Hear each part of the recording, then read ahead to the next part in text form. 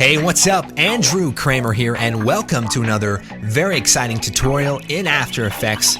Today, we're going to be taking a look at creating some cool stroke effects for some titles, and it should be a lot of fun. Now, we're not blowing anything up or creating energy balls, but if you got to make some, high impact titles, stroke's a really cool way to make it pop, make it stand out. And these Vegas lights, you put some lights around something and people just want to go there. That's how, that's the idea behind Las Vegas, actually. In fact, you know how much electricity it takes to light all of the lights in Las Vegas? Well, neither do I, but I'm going to look it up maybe later. Maybe I'll find it on a Snapple cap and like a little Snapple fact. That's where I get most of my information. If it's not on the bottom of a beverage cap, then I don't know about it. And if it's not on the bottom of a beverage cap, then it's probably not that important. Anyway, moving on, we're going to create this cool title thing. We're going to be using some various effects, but real quick, you should check out the Video Copilot blog. We have a project file as well as a quick little tutorial walkthrough, and we use some of the similar techniques as we do in this tutorial, but I thought I would focus on it just for a quick tutorial because it's a little bit more generic of a technique. So let's go ahead and get started. So what I'm saying is you should watch both of them. Now, what do you guys want to do? You want to do the Invent title or do you want to do the Gizmo Las Vegas title? Gizmo? Invent? All right, we'll do that one.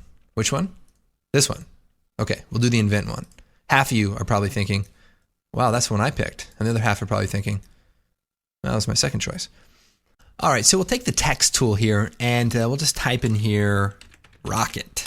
And, we'll scale it up a bit, hit the title safe, and you kind of center it just right.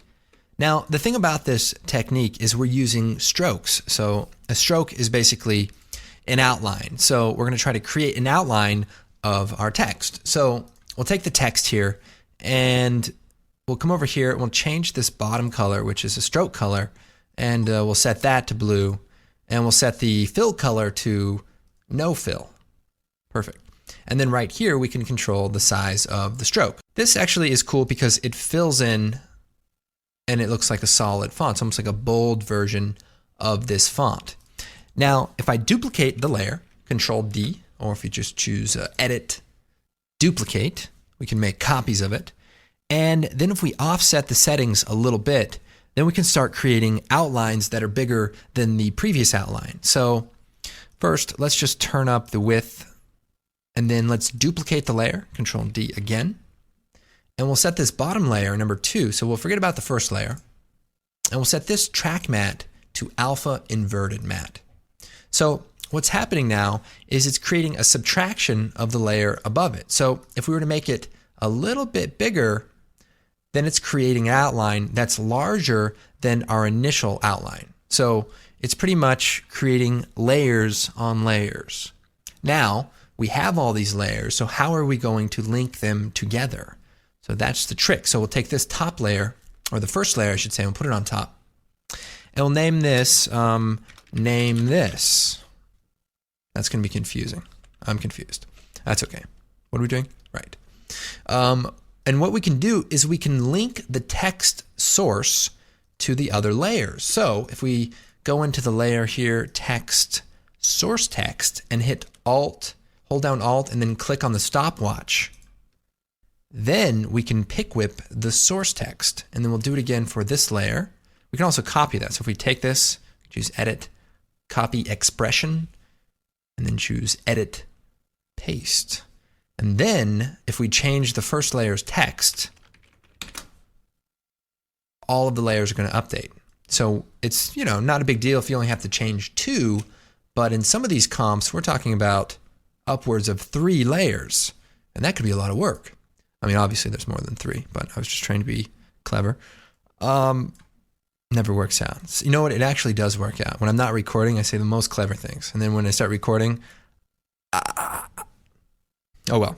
Let's go ahead and add some more strokes here. So we'll take these 2 layers and edit, duplicate, and we'll play around. So if we take the top layer, we'll move the stroke size up, and then we'll take the one below it and then move it beyond that. So that's how you can create some space in between the strokes. And then, we could take the various copies, change the color, and really start to do some cool stuff. So real quick, let's make a background layer, new solid, make comp, okay. And we'll add a quick gradient. So generate ramp. So right there at the bottom. And we'll set it to a radial ramp. And maybe we'll do like a gray color and a darker gray. And then we'll extend it out and bring the middle color in. So standard procedure here. Put this on the bottom, call this background, and we're good to go. So let's make some of these 3D. So I'll hit F4, and we'll just turn on the 3D layer switch for our text layers. And then we'll create a new light, point light, and we'll hit OK. So this will just give our text a little bit more life, so it's not just a flat looking title. All right, so let's go and work on the look of this title. So I'm just going to take our top text and just shut it off for a second. And then we have this blue one, and I might make it a little bit bigger and then bring the inside in just a touch. And then we have this gray one on the outside. Let's push it out a little bit further. And maybe we'll change the color real quick to like a dark green. And then we'll change this color to more of a light yellow, like a greenish color. And maybe bring this one in a little bit. All right, now we'll take another copy of the stroke and Control D, and we'll push this one even further. So we'll make it white, and let's push it out more and just have like a big outline. Now, one of the cool things that you can do in After Effects is adjust layers to tell them whether or not to accept lights. And it can do a really interesting thing. So in this case, I could say, take this white line, hit AA, and say accept lights to off. And so everything else is affected by the light, but the white layer isn't. So it almost makes it look like it's brighter or it's illuminated. So if I go back to this example, we have this top layer, the red gizmo. Let's see, right here. Well, it's set to accept lights, but if I hit AA and set it to off, it almost now looks like it's illuminated, with all of the lights around it. So maybe you're making a neon effect or something like that. So definitely something we're going to be playing around with. So coming on back, we've got the white text. Maybe we'll duplicate this again and do a black version, and also just push that out to the outline.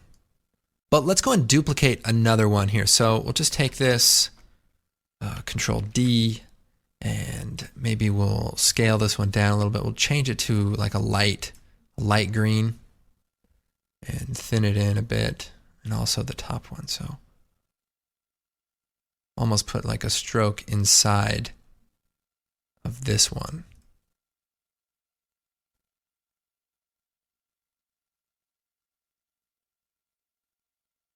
Okay, so that's getting there. All right, so another quick thing I want to do is create a bit of a shadow. So to do that, we'll just duplicate any one of the layers, and we'll change it to a different color and put it down here on the bottom.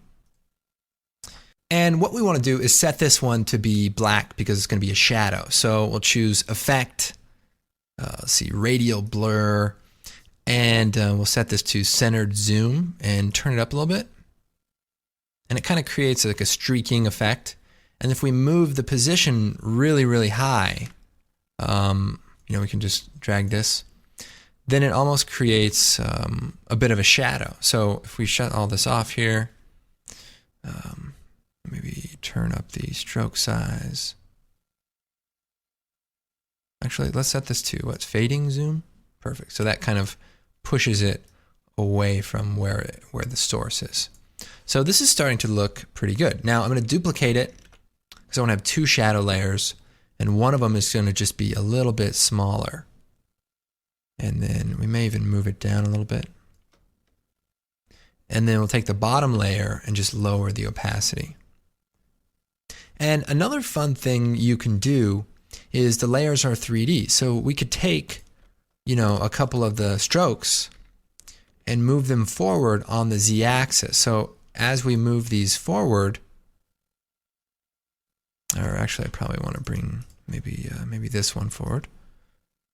I think you just want to offset various ones. Maybe even take the front text. If it were a different color,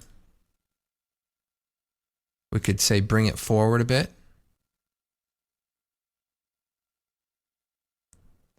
And, that almost gives it a more of a 3D look. We could add a quick bevel alpha to give it, like a highlight. So there's definitely some flexibility with this technique for getting, a more interesting look. Now, one other thing I want to show you was using the Vegas effect. So in this example, we kind of put lights around the back. So even though we didn't do it in this example, we'll just sort of combine the ideas. So let's just take one of the layers. We'll take the top one. Well, actually, we need one that has the expression linked to it. So we'll just duplicate this one. We'll set the color to pink so that it's different than the other ones. And we'll choose Effect, Generate, and Vegas down at the bottom. And it's a really cool effect. Now, the one problem with it is if you have it applied to a 3D layer and you have a light in your scene, just hit AA and make sure Accept Lights is set to off. And that way it will render. We'll set it to transparent, and maybe we'll make it white. And then we can start playing around with some of the options. So what it does is it creates sort of like lines around, the contours of the shape. So you can have a lot, you can have a few, you can do dotted lines, or, like a coupon line where you save money on like a haircut. But you shouldn't be going to that place anyway because they always screw up your hair. But we can also make it into dots. So if we turn the length down, then we actually have the little dots from the Orion production company. Now, let's see here. Let's turn up the width and the hardness. And then we'll shut off that. And then we'll turn up the stroke amount so that the balls will be almost behind our text layer. A little bit more. Okay. And then we'll set, let's see, we'll bring the segments down. We'll make a few less. We're getting cheap. We can't afford to have that many light bulbs. All right, cool. Now, I see that our black layer is pulled forward quite a bit. So we might just push that back a little bit. And remember, when you're moving one of the layers of the stroke, make sure you move both of them if you're moving them in 3D space so that they go together. All right. So back to our Vegas lights. Maybe we'll turn up the width some more. And then we'll turn the stroke amount down so they're kind of peeking out from behind the title. So that looks good. Now let's add a quick glow. So Effect, Stylize, Glow. And we may need to turn some of this up. So we'll turn up the intensity here. And then maybe we'll duplicate the glow. And, we could play around with the color of the glow. Anyway, you can play around. Lastly, you might add some color correction or even a glow on top of everything just to kind of give it a little bit more of a, a polished look. Maybe bring the intensity down a little bit. Now, we have this interior green color. And by the way, you just kind of shut layers on and off to find stuff. And we might bring that down so it's a little bit warmer. Let's see. Something like that. Perfect. And if you adjust the layers into 3D space, then you can actually do, some things like having, a little bit of a transition. I put a sweep on the back card just to kind of make it look like maybe it had a gleam on it a little bit. So this layer right here, there's a light sweep, and I just animated the position so that it just wipes across. So pretty straightforward. In this example, we just have some small dots on the inside. So just use as like a design style, and then we have a really thick stroke on the outside, but the opacity is lowered a lot so that it kind of blends in with the background. Now, this was kind of the first test of the idea and see how fast it could work, and didn't look that good, but figured, with a little bit of work, you could add some polish. So I'm going to go ahead and include this project file. So if you download the project for this tutorial, you can kind of play around with these different effects. And here's the really cool thing. If you come up here to the edit layer, so just like we created the name this layer, if we double click on that, it becomes a text selection, and we can change it to whatever we want. So we could do like robot and then hit enter, and then all of the layers are going to update. And then what if you want to change the font or anything? Well, for that, we want to make sure we select all of the layers. So if you hold down Shift, select all the layers, and then come over here to your character, you can just change the font, just type in a new font. And again, everything that you've sort of designed will update with that new font. Now, be careful. You don't want to pick a horrible font that looks really bad. But if you find a cool one, you'll be surprised at, the flexibility of text that actually looks like you spent some time working on it, which clearly we didn't. We spent about 5 minutes. And most of the time I was just telling you about this time I went to this carnival.